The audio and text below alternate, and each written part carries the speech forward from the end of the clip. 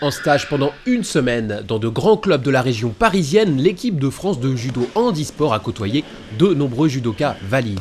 Un bon moyen donc pour ces non-voyants de parfaire leur technique d'apprentissage au contact d'enseignants, mais aussi de sportifs de haut niveau.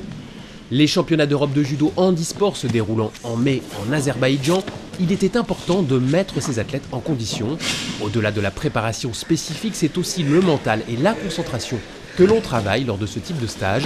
On écoute Olivier Duplan, entraîneur national.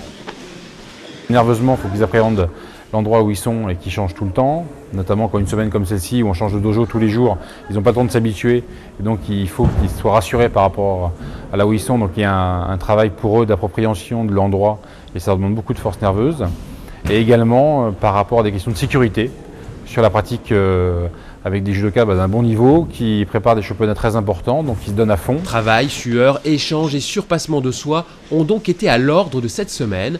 Pour Karima Medjeded, médaillée d'or à Athènes, le judo permet d'oublier le handicap. En fait, c'est un sport de contact, on est deux, et l'adversaire, c'est notre repère. Et après, qu'on soit non-voyant ou malvoyant ou valide, après, il n'y a plus de différence sur le tapis. La commission judo handisport souhaite intégrer au mieux les non-voyants au sein des clubs valides. Mais tout n'est pas simple, comme nous l'explique Marc Fleuret, directeur technique fédéral. Nos enseignants de judo qui n'ont jamais été confrontés à ce type de handicap, lorsqu'il y a un petit aveugle qui vient frapper à la porte du dojo en disant moi j'aimerais bien faire du judo, parfois la réponse est je ne suis pas sûr de pouvoir m'occuper de toi. Et donc pour éviter ces situations, on essaye de plus en plus de former les enseignants.